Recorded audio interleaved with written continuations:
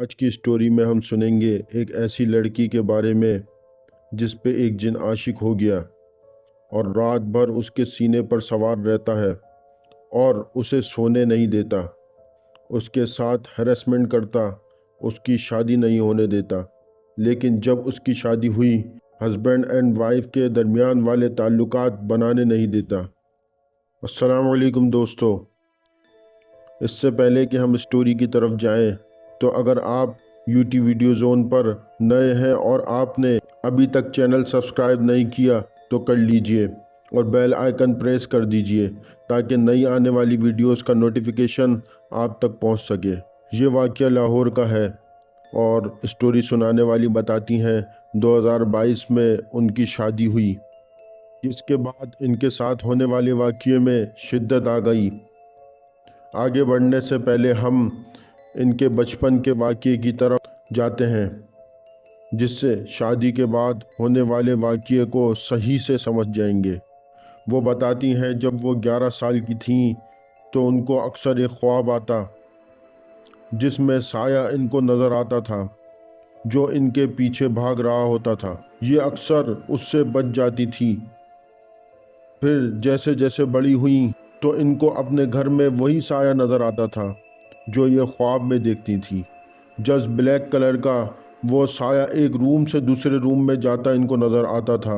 पहले इनको वहम लगा, फिर एक दफ़ा दिन के टाइम ये अपने रूम में सो रही थी कि अचानक इनकी आँख खुली तो वो साया इनकी अलमारी के पास खड़ा था, जिसको देख के ये फ्रीज़ हो गई। 5 से 10 मिनट वो साया इनको नज़र आया, फिर अचानक गायब हो गया। ये नॉर्मल हुई तो अपने अम्मी अब्बू के पास गई, बहुत घबराई हुई, सारी बात बताई।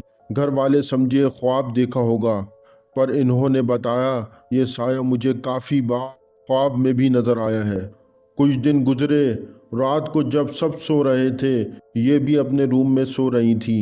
इनका कोई भाई बहन नहीं है, ये अकेले अपने रूम में सो रही थी कि अचानक इनके कान पे कोई ज़ोर से चिल्लाता है। ये डर के उठती हैं, रूम की विंडो पे नज़र जाती है तो वही साया इनके रूम से खड़ा हुआ नज़र आता है जो हिल रहा होता है। ये अपने अम्मी अब्बू के रूम में भागती हैं, वालिद को बताती हैं। वालिद रूम में आकर चेक करते हैं तो कोई नहीं होता। फिर ये कुछ दिन अपने अम्मी अब्बू के साथ उनके रूम में सोने लगती हैं। रात को सोते वक्त इनको वही ख्वाब फिर से आता है। घर वाले रूहानी इलाज करवाते हैं तो मौलवी साहब बताते हैं ये बुरा साया है जो इनके पीछे लगा है, अब इन पे आशिक हो गया है। काफ़ी पढ़ाई करते हैं, 3 दिन तो कुछ नहीं होता और ना कोई चीज़ नज़र आती है, ना फील होती है। लेकिन 3 दिन के बाद वही साया जो अब एक जिन की शक्ल में इनको नज़र आता है। ये बताती हैं इतना खौफनाक चेहरा कि आज भी इनको याद है। अब इनकी एज भी 22 साल हो गई होती है। घर वाले फिर उन्हीं मौलवी साहब के पास जाते हैं। मौलवी साहब कहते हैं कि इसकी शादी कर दो, मामला ठीक हो जाएंगे।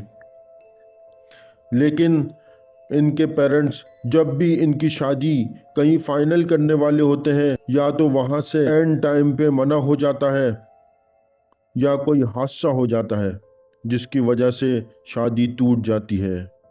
2 साल ऐसी गुजर जाते हैं और वो मखलूक रोज़ इनको नज़र आ रही होती है और अब घर वालों को भी साया नज़र आने लगता है। एक रात ये अपने रूम में सो रही होती हैं तो इनकी आँख खुलती है, इनको सीने पे भारीपन महसूस होता है तो ये देखती हैं वही जिन इनके सीने पर बैठा हुआ है और जैसे वॉशरूम में बैठते हैं उस स्टाइल में बैठा हुआ है। ये एकदम फ्रीज हो गई होती हैं, ना हिल पाती हैं ना बोल पाती हैं और 10 से 15 सेकंड में वो मखलूक अजीब सी लैंग्वेज में कुछ बोल के गायब होके वॉशरूम के गेट के पास वही स्टाइल में बैठी होती है और गायब हो जाती है। इनको बहुत तेज़ बुखार चढ़ जाता है।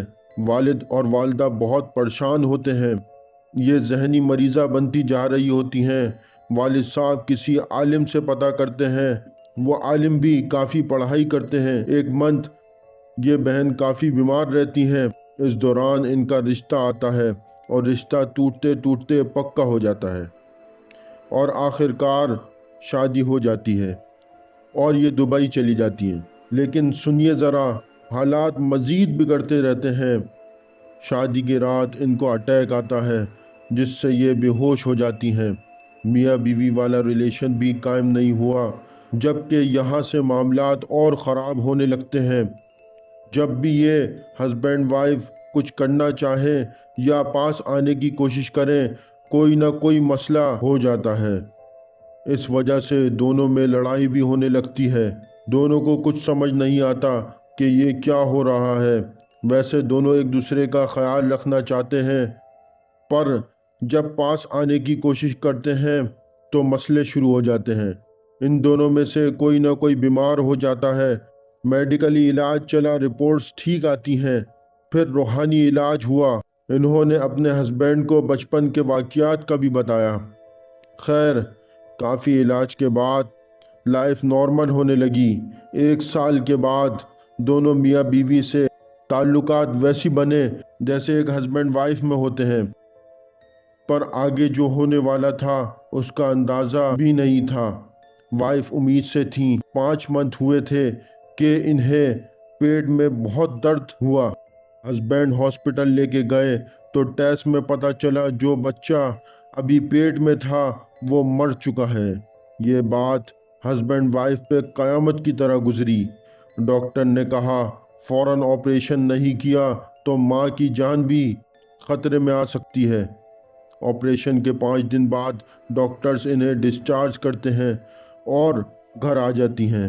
یہ میڈیسن کھا کے سو رہی تھیں تو ان کی آنکھ کھلتی ہے تو وہی جن جو ان کو نظر آتا تھا ان کو دیکھ کے مسکرا رہا ہوتا ہے۔ ان کا اب بھی روحانی علاج چل رہا ہے اور یہ بتاتی ہیں وہ جن فزیکلی بھی ان کو ٹچ کرتا ہے اور کافی نقصان پہنچاتا ہے اور ان کے ساتھ کافی بری حرکت بھی کرتا ہے۔ تو یہ تھی ایک دکھ بھری ایک لڑکی کی ریئل لائف ہارر سٹوری۔